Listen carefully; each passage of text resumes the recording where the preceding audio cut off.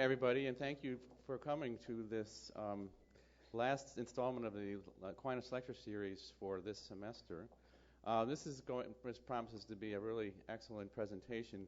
Having been a faculty member in the Ireland program a number of years ago, and knowing a lot of people who've been on it, I mean, a lot of the things that we do in Ireland are kind of the same from year to year. A lot of the trips that we take are to the same places, but the presentation we have today is about something that they did brand new last year.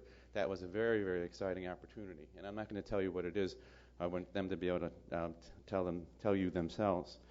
But this presentation is by two faculty members who were in Ireland last year, Dr. Jennifer Dawson and Dr. Deborah Wickering, and four of their students. And they can step forward as I mention their names or not, but on the end is Marcy Graham. Next is Jessie Hemming, and then Steffi Gerling and Danielle Krolowitz. And many of the photos were contributed by another Aquinas student, Clara O'Neill. Without any further ado, I'll let them tell their story.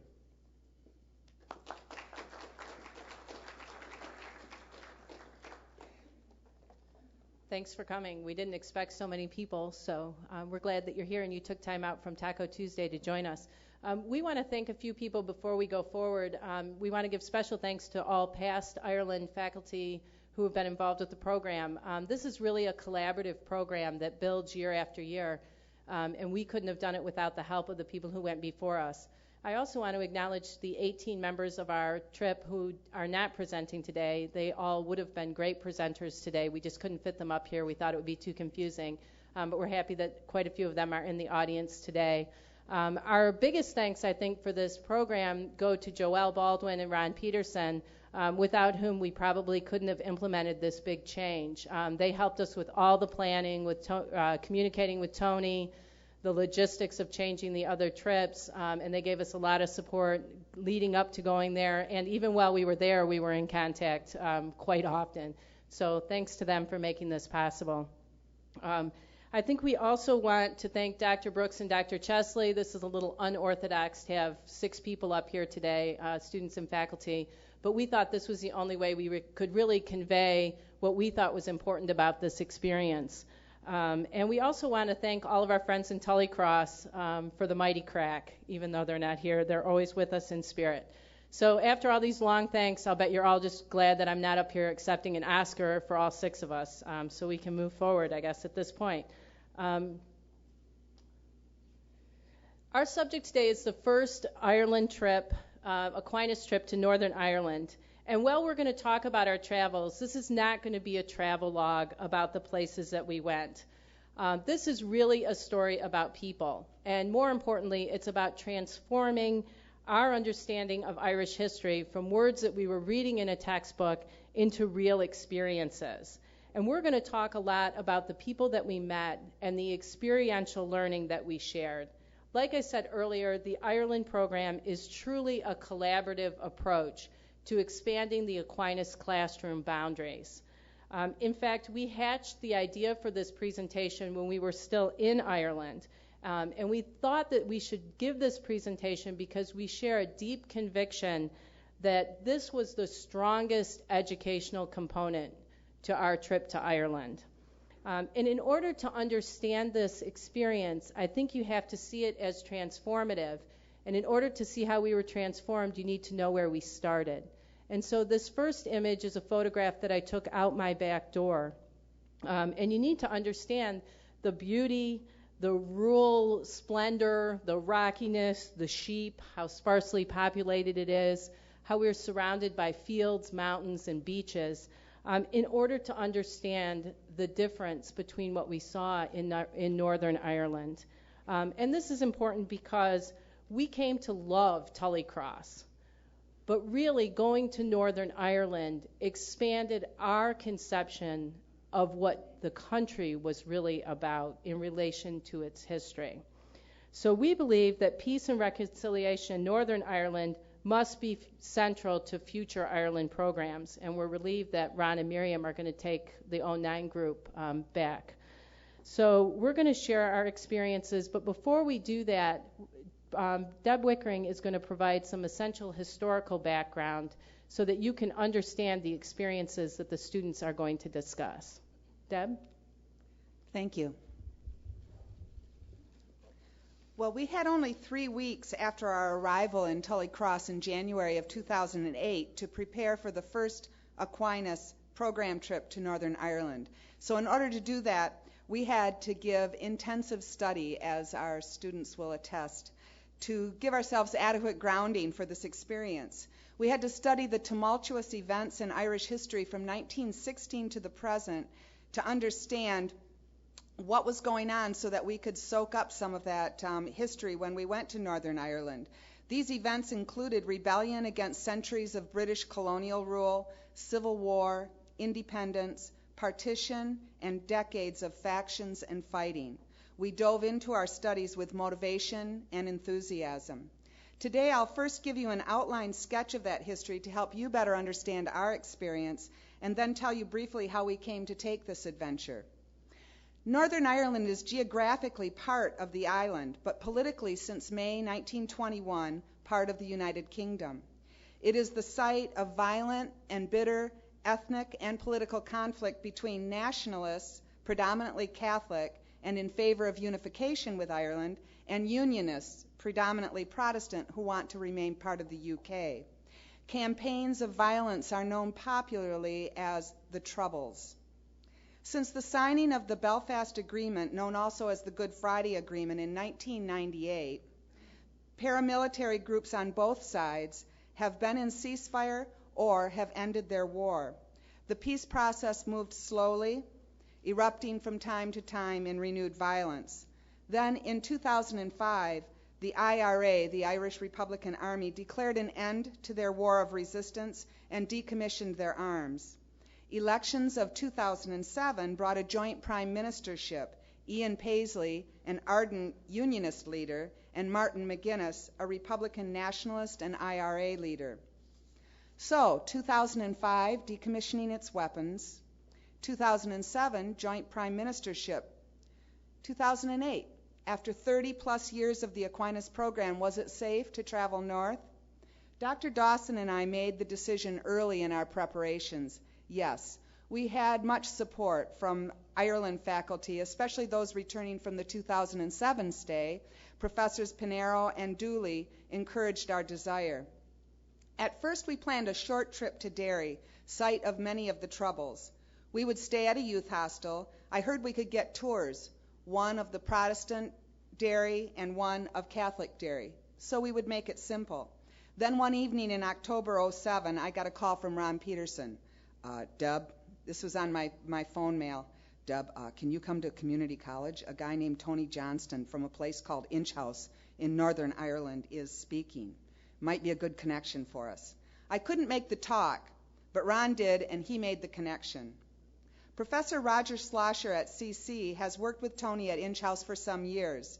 Ron introduced himself to Tony and introduced our program to Northern Ireland and Inch House. Soon we were planning our trip north.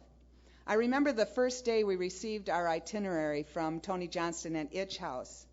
I was deeply moved by the caliber of speakers that we would have. University of Ulster, Queen's College Belfast, community organizers in Derry. We were going to meet the prime ministers of Northern Ireland. I danced down the AQ hallways with joy. But once we arrived, we had a lot to learn to ready ourselves to soak up the history of this fraught and amazing place. Thanks, Deb.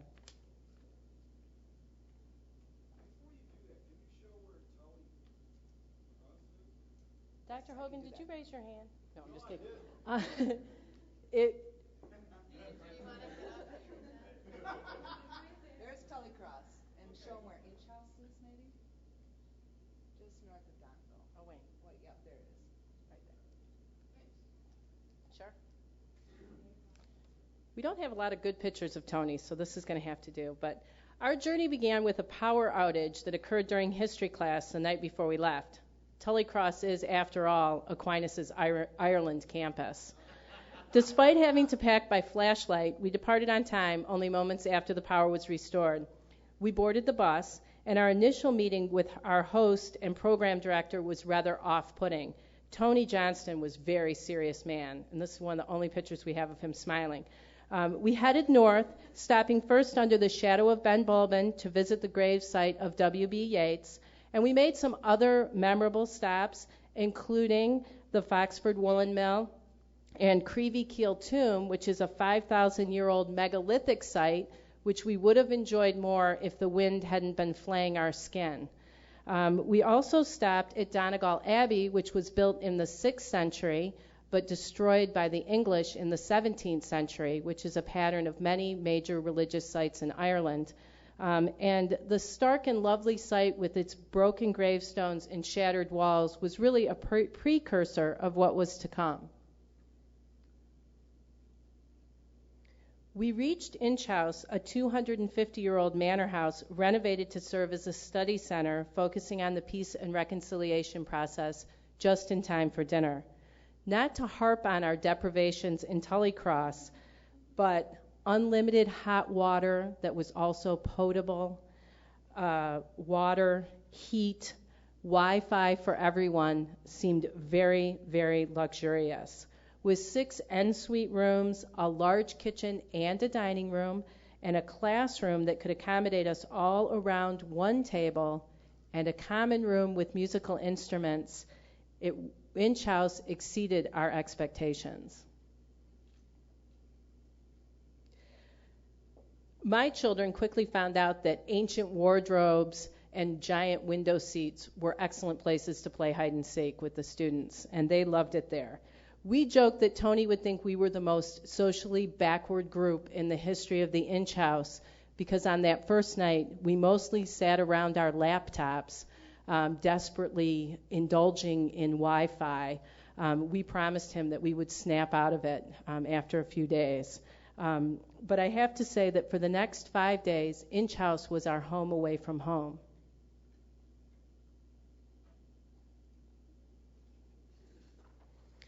Tony provided a very rich program for us. We started on a rather light note with a Gaelic lesson from Tony's daughter, Aoife, who is a Gaelic language teacher and a linguist. And she coached us through the difficult task of Gaelic pronunciation, and she taught us a lot of useful phrases, mostly for the pub, like "another one, please," and "give your heart to me," and then a few others that you'll have to ask us about later. But the main lecture series provided the historical underpinnings leading up to the Troubles, our main focal point. Tony talked to us a lot about the history of Inch House and the local history, while Dr. William Kelly from the University of Ulster lectured on the rebellion of 1641, and Dr. Eamon O'Carta, professor of history at the University of Ulster, gave a lecture on the Jacobites in Ireland that stopped our collective hearts for more than one reason. However, Stephanie Gerling is going to talk to you now about the most memorable part of our educational experience.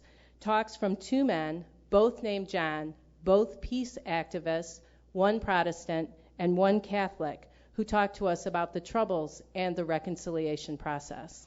Steph?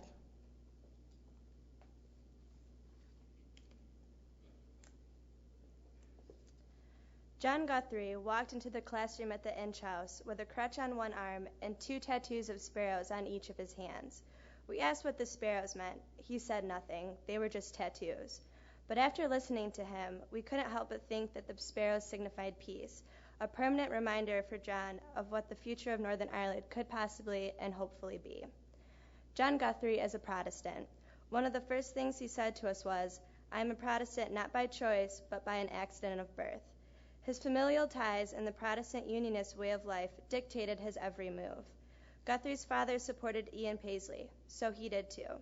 His father voted for the Ulster Party, so when Guthrie could vote, he cast his ballot in for Ulster, but his voting was not by his choice. Guthrie explained to us that no matter what the election was, what people stood for, or their policies, he always had to vote the same way so the same people would be appointed. Guthrie said, "I was told how to vote. All the young men of Ulster were told." Guthrie grew up in a Protestant family, lived in a Protestant community, and went to a Protestant school. Everywhere there is a fear of Catholicism, a fear of Dublin, and a fear of the Protestant religion being outlawed. This fear caused violence against anything Catholic. Guthrie, even though he was a Protestant, was inflicted with this violence. Guthrie then told us a story. I was walking home from school in a Protestant neighborhood when someone approached me and demanded me to tell him what church I was from. I said I was part of the Church of Ireland. He hit me in the head with a brick. I was hit in the head by a Protestant because I went to the Church of Ireland. Anything to do with Ireland was considered Fenian or Catholic. Catholics in Northern Ireland were being tortured and murdered for their religion. There is a basic belief among the Protestants that you can tell a Catholic by just looking at them. They were seen as a foreign body. All of the murders against Catholics were done in the name of protecting Protestants. Guthrie did not agree with this violence that had stemmed from fear. Guthrie told us, "Murder is murder. This has all been done in my name, and being a Protestant, I couldn't believe that someone could hate someone else enough to butcher them and justify it." The Protestants had the upper hand in Northern Ireland. Protestant money went farther than Catholic money. Guthrie took a moment to joke with us about this. He said that the Catholics had more children, so their money was spent on them, while Protestants did not have as many children in their households. Guthrie smiled as he said, "My dad had 12 brothers and a sister. That either makes my grandmother a good Catholic or a sloppy Protestant." It was one of the only laughs we had that day. Guthrie went on to discuss how the Protestants were privileged in getting better jobs because of their religions. A job was created for Guthrie because he was a Protestant. He told us that 30% of the Protestant population had no literacy skills, but they could attain jobs just because of their religion. Catholics, even though they had a better grasp at education, had a much harder time finding jobs. There was segregation everywhere, in politics, in school, at home, and at the office. Catholics and Protestants did not mingle. Protestant children did not go to school with Catholics, and they did not play with Catholic children. We weren't living, Guthrie told us, we were existing. Just as with fear, with segregation comes violence. Loyalists were murdering innocent Catholics, but the IRA was not killing innocent Protestants. Guthrie said that no Catholics want to kill Protestants because they are Protestants. During the Troubles, Guthrie was a teenager, the age that we were when we visited the North. We were just listening to him tell us about the riots. He was the one that experienced it firsthand. Guthrie smiled once more as he said, "Growing up in Derry during the Troubles was fun. It was frightening, but it was fun. It was the only time you could have a riot and get away with it." There have been moments towards peace in the years following the Troubles. Guthrie has a lot of respect for Bill and Hillary Clinton. According to him, there wouldn't be a peace process without them and help from the United States. Guthrie praised, "Bill and Hillary didn't do it as President and First Lady. They did it behind the cameras." After all of the civil and political unrest, Guthrie still considers himself a unionist. However, he does not believe in uniting with Britain. He desires a united Ireland, one country. John Guthrie said that Northern Ireland could have achieved peace 25 years ago if it wasn't for the hierarchy of the government. Hopefully, 25 years from now, peace will no longer be an issue. It will be a reality. A quote from John McCourt, our second speaker. "You empower a person, you can empower a community." John McCourt stood in front of a room of 23 students and 2 professors, his audience for the next hour. He introduced himself as the Peace Man, and little did we know at the time that he was much more than that. He was a victim of the Irish government, a fighter for independence, a former IRA member, a face amongst Bloody Sunday, and a person to be remembered. McCourt told us a brief history of himself before his involvement in the civil rights movement. He was born on an Air Force base and spent 12 years of his life in temporary care at a boys' home. There, he received what he referred to as a flawless education. His aspiration was to become an engineer. His reality changed that. On Saturday, October 5, 1968, McCourt took part in a march for civil rights. Not only did this march change his perspective on his future in engineering, but also in the police system in Northern Ireland. At that march, participants were chased away and beaten by police. McCourt said, "After that march, I realized I was never going to be an engineer. I was already finding myself thinking about what else I could do to help my community. I also realized that you only went to the police if you lost your way, your dog, or your bike, nothing else." McCourt soon became concerned with the lack of housing developments and how it affected the voting system in Northern Ireland. Only the householder was eligible to vote, not the people who lived in the house. McCourt told us that the Catholics, who were the majority of the Nationalist Party, were always outvoted because corporations would refuse to give people houses in order to control the voting scheme. Catholics weren't allowed to start building houses for about 20 years. McCourt decided to protest at a corporation meeting about housing. McCourt said, "This protest wasn't going to just be about housing. There were going to be bigger issues. I wanted to know why people didn't have jobs on my street, or why houses were only built by money from the community and not the government. I was 18 years old, and these were the questions I was asking. I should be wondering where the hottest girls were and where the best dances were." John McCourt was well beyond his years because of the events in Derry. At the end of August in 1969, he decided to become more involved and join the IRA. The IRA was the only support Bogside had for warding off the B Specials and the British police force, but their support only measured up to approximately 20 people. Still, the state saw the IRA as a threat to security, and on August 9, 1971, a few members of the IRA were taken into intense interrogation by the British police force. These men were taken to 3 different interrogation centers and put through a series of brutal questioning techniques used by the CIA during the Vietnam War, such as being attacked by dogs, put into handcuffs and blindfolded, as well as put into boiler suits. The tension between the IRA and the British erupted into violence on January 30, 1971. A march for civil rights took place in Derry, and as far as McCourt was concerned, it was going to be just like any other march on any other day. Some people say marches were like carnivals, McCourt told us, and in a way they were. It was one day I didn't have to carry a gun. It was one day I didn't have to sleep in a car. I could protest. I could walk and talk with people. Little did McCourt know that this march was going to make history as the Second Bloody Sunday. During this march, as the protesters reached Free Derry Corner, the British Army opened fire, killing 14 people and injuring 23 others. This is still under speculation, but this is McCourt's story. He saw his friends die. He managed to escape the bullets, but not the memories. As he told us about his friend James Ray, his voice faltered and he couldn't make eye contact with us. McCourt told us, "I was right next to James Ray when he was shot. The first bullet brought him to the ground. He was lying face down in the cement. He was shot again, and the bullet went through his shoulder, hit the cement, and re-entered his body. I remember his army green jacket he wore that day. It's in the Free Derry Museum now. You can still see the bullet holes. I can still hear the shots." John McCourt realized the severity of Bloody Sunday and the impact it would have on the Derry community. McCourt said that they went crazy after that, more or less crazy with the blessing of the people they were protecting. McCourt saw his community fall apart. By July 31st, an operation of the British Army called Operation Motorman sent out a soldier in every garden and a tank in every street. McCourt was finally eligible to vote, but felt there was no one left to vote for. "We've left this place worse than it was," McCourt told us. "We lost the opportunity for new investment. It was getting harder to justify staying home." But McCourt stayed home because he knew that if he wanted something to change, he had to change it. McCourt invested himself in the community to work. He worked with the Inner Cities Trust and with the education system. For the past 27 years, he has been part of the Peace and Reconciliation Group, working closely with the community in hopes of rebuilding it. John McCourt walked into the room that day with a scar covering over half of his face. He never told us how he got it, but after listening to his past, it isn't hard to guess how it got there. He opened himself up to that day. He told us his turbulent past, the untold stories of Bloody Sunday, but most importantly, about the promise of peace.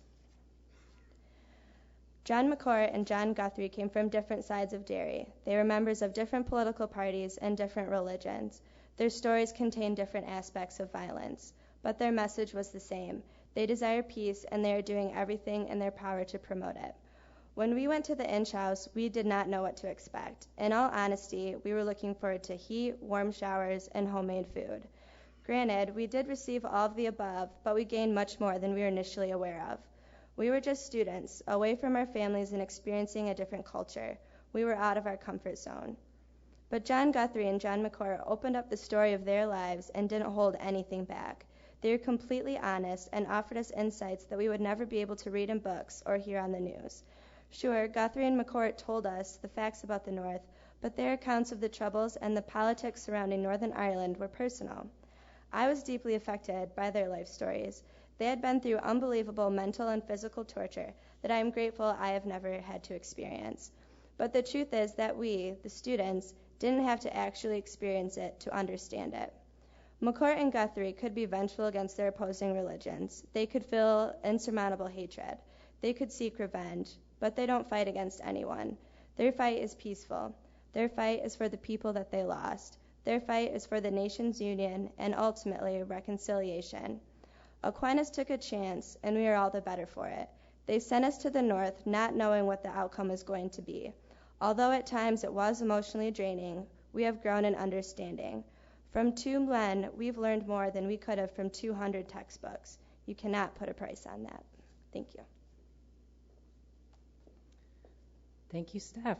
Our next step was venturing out to tour downtown Derry, where we walked the 17th century walls and saw the effects of partition for ourselves.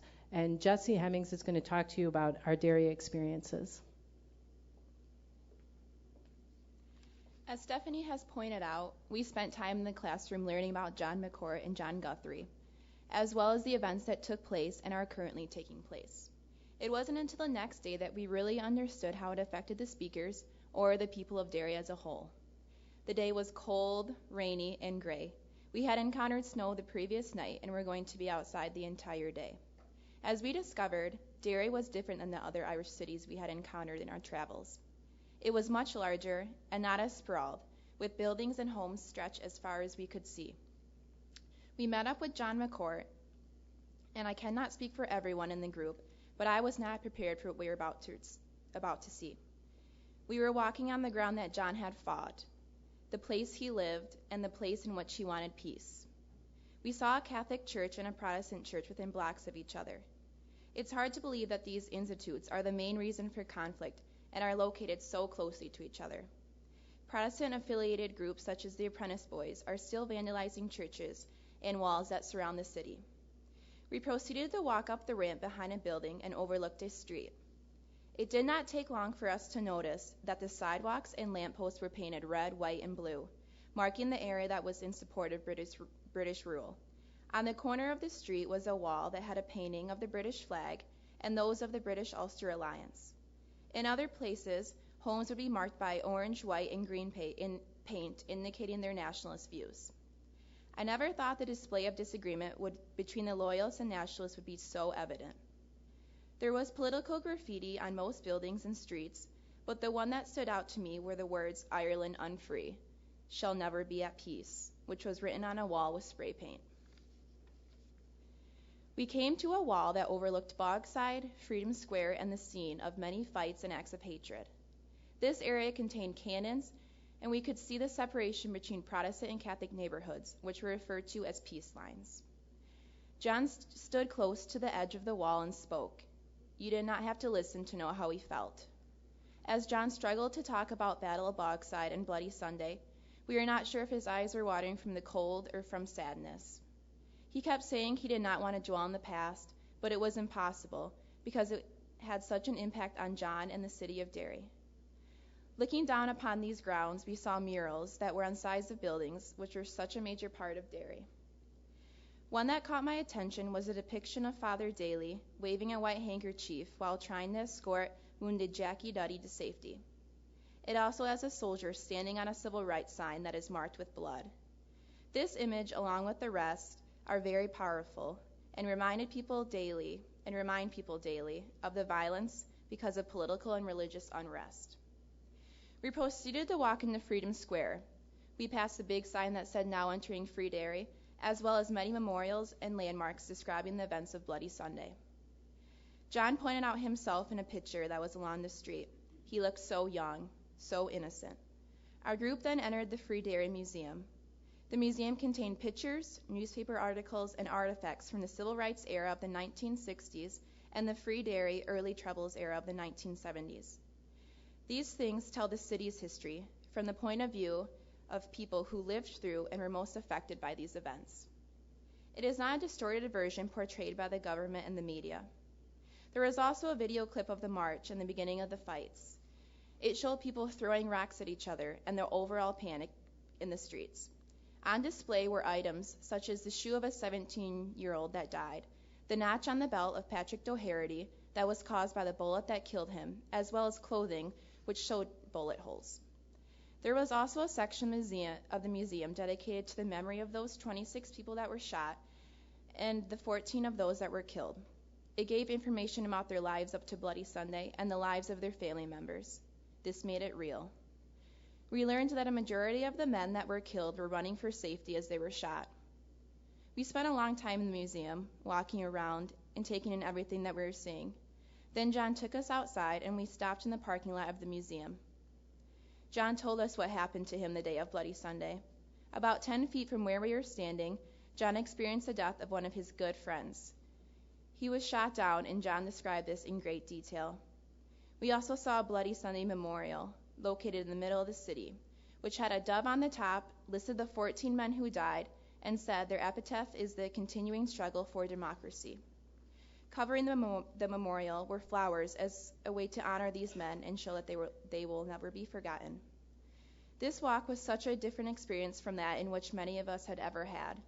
We hear about violence on the news, but until you're actually in person and are at the site of these events, you don't really understand. With darkness approaching, we stood at the memorial, looked down the street, and got a sense of the impact of the struggles. I felt so insignificant in a place where peace seems like a distant dream.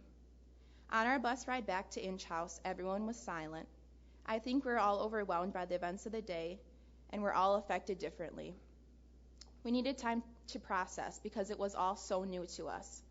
I had never known about these events just 1 month before, and now we are here in this place where every day people are reminded of the division. We saw the pain that persists in one man who was part of Bloody Sunday. We are very fortunate that we had the opportunity to learn about this city by actually touring with someone who lives in Derry and has experienced the conflicts. We learned a lot about the events of the Troubles and history of Derry, but having John there made that part of history more alive to us because it was so much a part of him. Thanks, Jess. I think from an educational standpoint, the night after that day was one of the most memorable experiences we had, and a lot of us stayed up until after 2:30 in the morning talking about the day's events. And we were pretty physically, I think, and spiritually exhausted after that day. The next day, we embarked on a longer trip, and just so you know, we did have some fun in the north. We went to the north and visited the Giant's Causeway, which is a natural wonder of hexagonal basalt commemorative march of Bloody Sunday. Or they could go back to Inch House, where some of them just needed to rest and recuperate. So after some deliberation and lots of discussion about who would go back to Inch House and who would go on to the march, Tony dropped Dr. Wickering and I off with 10 students in the Bogside Catholic neighborhood at a community center. And as Deb led the students into the community center and out of the rain, I stayed behind to have a conversation with Tony that was even more stern than usual. He informed me that the Garda and the American Embassy had been told that we were there. He also told us that John McCourt would be following us and he would be keeping an eye on us while we were marching. Then he gave me some rather detailed instructions about what to do to make the rendezvous point in case there was civil unrest. So as he walked away and got back on the bus, I had a moment standing in the rain wondering if Dr. Wickering and I were going to go down in Aquinas history as the first two professors to take their students to a peace march turned riot. And so without further ado, Danielle is going to talk about our participation in that march from the student perspective.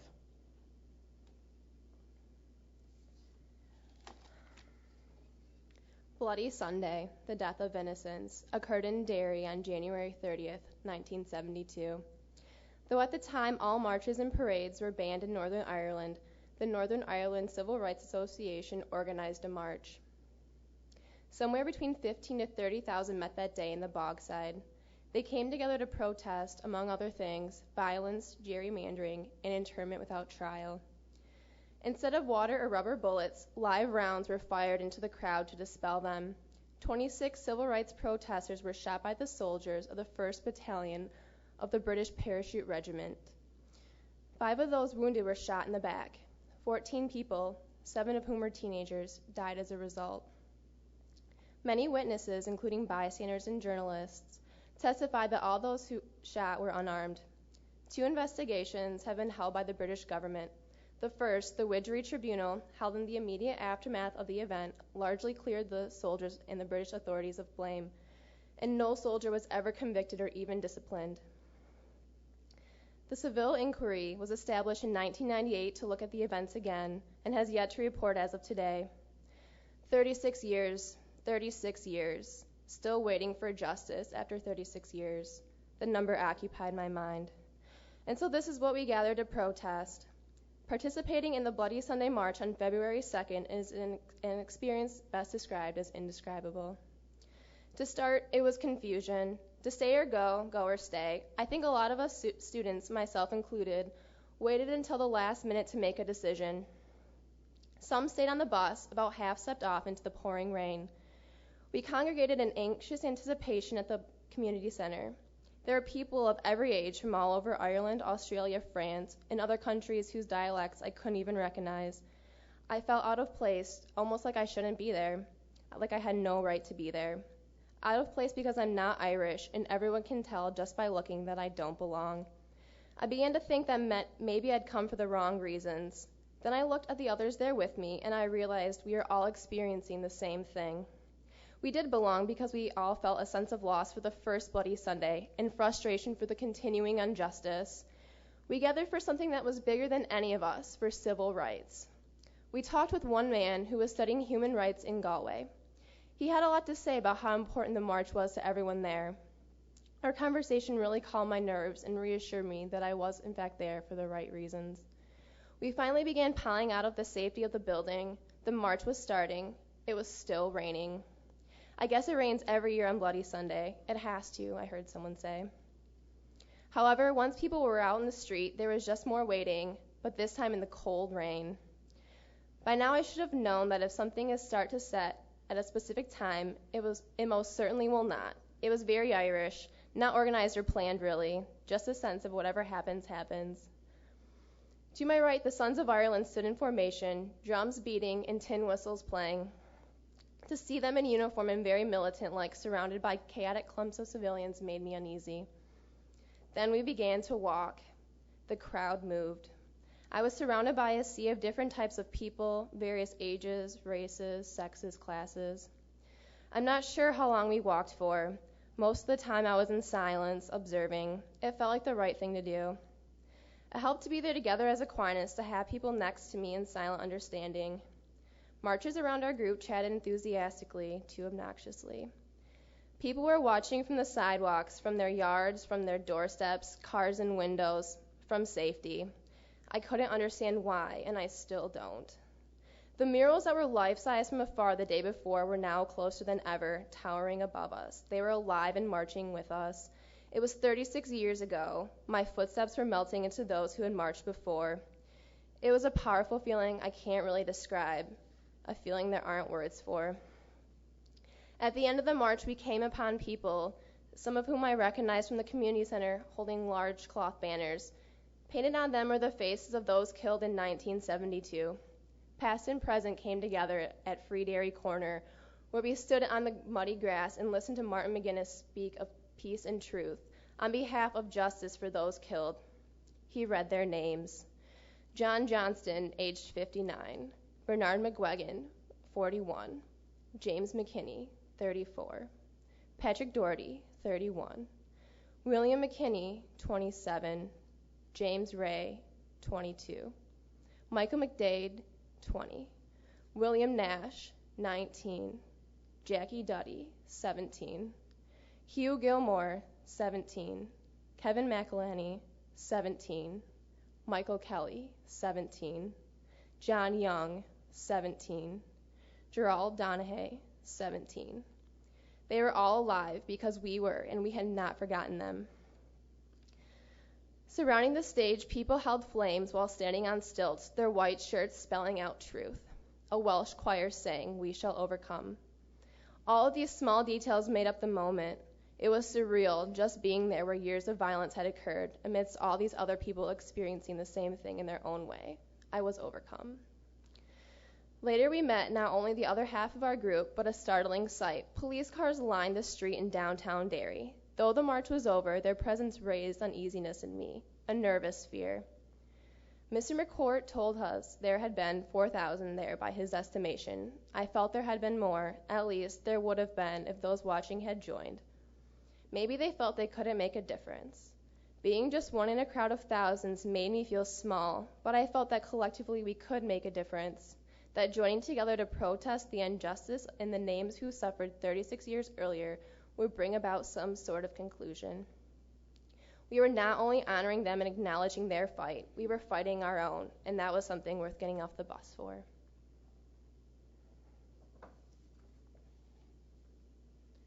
Thank you, Danielle. Our last day was more politically symbolic, I think, in many ways. And so Marcy Graham is going to give us the political science student perspective about our trip to Belfast. Okay. For me, the trip to the north culminated in the day we traveled to Belfast. We began the day with a trip to the City Hall of Derry, or should I say Londonderry.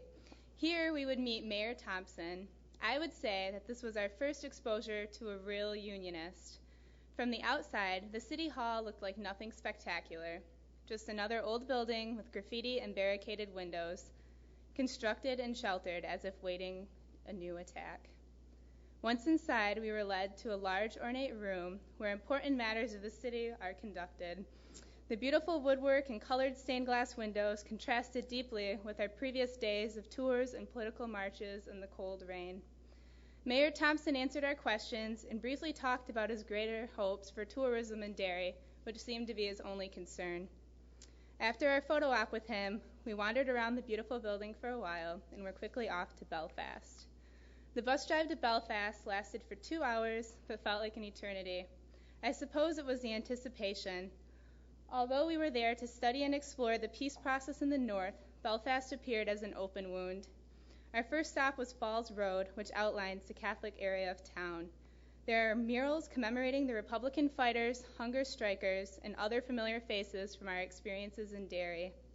We drove a few blocks away to the Protestant area, or is known as Shankill Road. Once again, there were murals, but unlike the others, these were less familiar. There were murals honoring Queen Elizabeth and the Ulster Loyalists. Political murals stretched for blocks and blocks. One read, U.S. hands off of Cuba, another Free Palestine, and many, many more commemorating the loss of life while fighting for Irish independence. Although the murals addressed political issues across the globe, they all shared one message, and that was the one of oppression. The murals spoke loudly because they not only called for the end of oppression in Ireland, but they also demonstrated solidarity with all the oppressed peoples of the world. The message resonated loudly amongst the images of poverty, homeless people, dilapidated storefronts, and barbed wire, enforcing the separation that has existed for so long. If I had believed that reconciliation was occurring, I found myself doubting now. How could we experience reconciliation among barbed wire and dividing walls? After Shankill, we were off to the pinnacle of troubles in the peace process, Stormont, the Parliament building. It was a large, stark, white building on the top of a hill outside of town. John Guthrie informed us that it was used as a military barracks during World War II, and I will admit to say that I felt somewhat satisfied when I thought of the British smearing mud all over the exterior to an attempt to disguise it. But alas, there was no mud, just another large, important government building completely removed from the chaos and strife of the city. Along with the rest of the group, I was surprised by the lack of security. We simply walked in through the metal detectors, were handed very official visitor cards, and voila, in. Much like the City Hall in Derry, I stood amazed at the grandeur and beauty of the building. Being the political science student that I am, I pocketed several pamphlets about the assembly and parliamentary procedure while waiting. The Parliament was currently in session, and although they were discussing agricultural policy, I felt like I just might die if I didn't see the real Parliament in session. But alas, I suppose not all share that sentiment. We were eventually led into the office of Prime Minister Paisley, where we all shook hands with him and Deputy Prime Minister Martin McGuinness. I expected to feel more emotions, and perhaps I would have, but these were cut off by the brevity of the visit. They were happy to hear that we finally ventured to the north and hoped that we continue to visit. We all posed for a picture, shook hands, and after I fought my strong desire to corner McGuinness and tell him how much I admired him, we were off, just like that. In conclusion, as I expressed in the beginning, this trip was very much the culmination of the North. The inspired history lectures and talks with John McCourt came alive while viewing the murals and barbed wire, along with the feeling of solidarity that we all experienced on the march. We had been prepared for this trip to Belfast with readings and discussions, but the lesson was not learned until we stepped off the bus onto Shankill Road and stared at the painted faces of the oppressed. I overheard a fellow student say, "I have read about unrest and war in the newspapers, but I never really knew." I think many of us had similar feelings. After Belfast, we understood the troubles. The stories now had faces, buildings, and images to accompany them. Thanks, Marcy. When we returned to Tully Cross, I remember a student telling me that this, with a sweep of her hands that indicated sheep fields, the ocean, and distant mountains, was still her Ireland, but that she felt more aware and knowledgeable about urban Ireland and the complex political cost of partition. As a group, our Ireland had been forever enlarged. Having seen the graffiti, the paint-splattered churches, the barbed wire fences, and the graphic public art of Belfast and Derry, we could understand the current political debates, the legacy of partition, and the cost of violence to all of Ireland on a much more deep and meaningful level. This information informed all our subsequent studies and travels, while strengthening our affection and appreciation for Tully Cross and our Irish friends there. We want to thank you for the time that you've given us today, and it is our ardent hope that future Aquinas programs will continue to visit the North for the educational experience that our students derive there, to support the people of Northern Ireland, and to show our institutional and personal dedication to the ongoing peace and reconciliation process that's still going on in Northern Ireland today. We would like to now entertain any questions.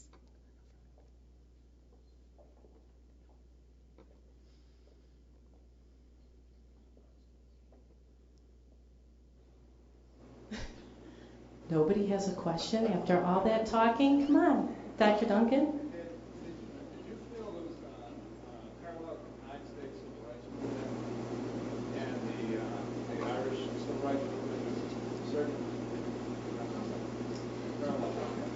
Yes, in fact, the civil rights movement in Derry in the 1970s was inspired very deeply by the civil rights movement in the United States.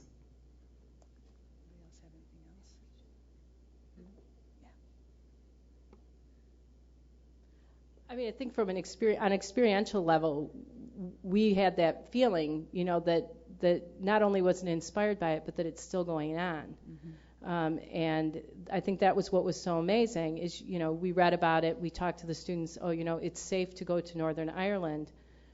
But it was really the experience of being there and talking to people and seeing how it was still affecting everyone's daily lives and how this kind of dialogue about civil rights, I think, is still going on there. John McCourt told us that it was the civil rights movement in the United States that gave the people of Derry an idea that they too could resist the oppression that they were feeling. So. Did you get a sense that you talked to unionists especially? Because I got the sense of listening to this, and I share myself that you were sympathetic to the nationalist movement, at least in the general sense. Did you get a real understanding of the other, like the unionist position, the history of it, or how unions met? I can answer that. That was one of the flaws that we talked about of the program, is that we didn't really have any exposure to the unionist side, and the only exposure we did have was Mayor Thompson of Londonderry, and it was a very cold, impersonal connection, or lack of connection. So, yeah.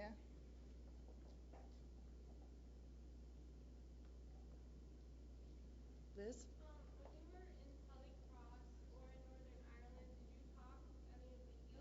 Like from the letter at college and see how like did you meet any like Protestants from Northern Ireland and see how that they interacted with the living in the Catholic Ireland? We didn't really have the courage to ask them, I guess, just because it's such a touchy subject. there have been like terms that we might have said like in the pubs or something that actually got a negative response from people that overheard it. So just because before that we really weren't comfortable enough to ask those questions, and then I think afterwards we knew that we shouldn't, basically. Dr. Dooley? I just had a question. I just want to say, though, this was extraordinary. Did you get any feeling about George Mitchell's role, along with Clinton's, in the peace process? Clinton seemed to be more out front, but wasn't Mitchell really the worker behind it? Nobody really talked to us extensively about him, but I'll tell you one thing, Tom. When we were there, the presidential primary season was in full swing, and the Irish would come up to us and say, "Are you backing Hillary Clinton?" It wasn't, "Who are you backing?" It was, "Are you backing Hillary Clinton?" And there were pictures of the Clintons almost everywhere we went, in the pubs. And I think that the influence that they had on that process is very deeply felt and appreciated by the Irish. And they talked to us not so much about George Mitchell, but they did talk very ardently and enthusiastically about the Clintons. Again, it was interesting because we were there during the primary season. And they really wanted to know whether or not we were anti-President Bush. That was something that people definitely asked us about a lot. Yes. I'm actually from Northern Ireland, and I've been involved in peace and reconciliation work there for a number of years. Welcome. Thank you. So I find it very interesting to see what your impressions were, and also how our country is portrayed elsewhere in the world. With regard to the question about George Mitchell, we have incredible respect for George Mitchell. He was really the architect of our peace process, and he used a lot of mediation techniques that were crucial in bringing the paramilitaries from both sides together alongside with the politicians who were their elected representatives as well. Certainly just from listening to what you talked about, I'm very familiar with Derry and Belfast and all the things around there. But I think, it certainly benefits from more balance as you were saying. Like I say, I've got a deep respect for both sides. But Bloody Sunday in particular is just such a good one that I feel it can be balanced with working with people who were involved in the bomb, who were, 28 people were killed by the IRA that day, and I think that provides a good balance. Well, that was something that we talked to Tony about, because when we met John Guthrie, that was given to us as the Protestant perspective, but he is a very involved peace worker who is, so we never really did. We kind of had one side and then a kind of middle side without, really hearing that. And so it will be interesting because the group this year, we had never gone to the Inch House before, and we were only there for 5 days, but I believe they're going to be there for 8 days, and the program that they're going to see is much more extensive. And I think you're absolutely right, and that may involve, stepping beyond the bounds of working with Tony Johnston to get another perspective. So thank you for sharing that. Other questions? Yes. I was just wondering, in your opinion, what do you think some of the real main steps are to achieving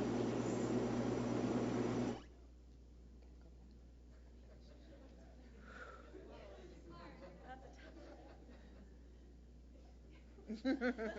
You notice how now everybody's moving further away from the microphones, I think that, there is peace there. So I think it's more maintaining that peace. And I think the power sharing agreement that they currently have in place in the government, seems to be working. And I think that continued political support from around the world is also necessary. I think this was one thing, going back to the George Mitchell comment, that was so critical. If you're asking what we can do, we can support that peace process with our vote. And I think the people that we spoke to in Northern Ireland felt as though the Bush administration had not been very involved or very engaged in promoting peace throughout Europe. And so I think the next challenge as Americans is really going to go to the Obama, to the Obama administration, and it will be contingent on what President Obama can do now. And hopefully, and I think the Irish people that we spoke to in the Republic and in Northern Ireland were really enthusiastic about a change of administration and hoping that the U.S. will step up as a world leader in terms of peace. I think another thing that we can do as Americans, I don't want to speak about what the Irish can do. I think that that's beyond our purview. But I think as Americans, one thing we can do is continue to travel in Northern Ireland and to go and to meet the people, to spend our tourist dollars there and to educate ourselves about the process and go and see that country for ourselves. Our guest from Northern Ireland would like to speak to this. Please. It's interesting what the next step is, because that's sort of $1 million test for Northern Ireland, what to do next. One of the main problems is that now that we're not hitting the news for the wrong reasons, we've being dropped off the news completely. So it's like people are looking for the next trendy conflict to study, and that means that that money is disappearing and resources. Just as we're getting to the stage that we really implement all the structures that we put in place, that people are now moving on to somewhere else. So I think again, by continuing their involvement in Northern Ireland, I think it's super for the next year that would be a real benefit. And another thing as well would be interesting to have looking at some of the gap between the more working class communities and middle class communities. That's where the real divide is happening. Middle class has moved on and was never as effective in the first place. And the gap between there, that's a real challenge to keep the country together in that way. And I think the mayor, when we were in Derry, his main focus, and when speaking to us, was on economic issues. And that was really what he was talking about, was building that economy, strengthening that economy as being integral to keeping the country together. And I think that's really the direction in which they're trying to move with that. Thank you. Ron, do you want to have the last question? You've been talking about peace, but I mean the civil rights movement was more. It was about peace, but it was also about equal opportunity. And so, did you have a sense in equal economic opportunity and so on? Did your speakers address that very much, or was it mainly about peace? I think the only time we really talked about the economic issue was when we were in Belfast, which I thought was interesting. In Derry, and I think part of it, our experience was definitely overshadowed by the fact that commemorative march was going on. We'll never know what John McCourt would have spoken to us about, but it was on the anniversary of that death. And I think he was so deeply moved by that experience and so deeply invested in having us participate in that it really did overshadow. And as the woman from Northern Ireland suggested, if it had been the anniversary of a different event, that could have put a very different, I think, take on what was being emphasized while we were there. But the politicians that we met on that last day, they were the ones who I think were more interested in talking about the economic issues, and not so much as a matter of social justice, but more about economic development. I had a bit of a different impression because I felt that the economic issues underpinned the movements for peace and the Troubles. I felt like what we were hearing were in the 1970s, lack of access to housing, lack of access to jobs, poverty were the issues that people were addressing through their movement to civil rights. So I felt like economics underpinned everything. But mostly they were talking about it in terms of the past. They did talk about the housing problem and how that had fed into it. And we did get that background. But how it was being played out in the current day was not so much what people were talking about. We were kind of stuck 36 years in the past for a lot of that. Anybody else?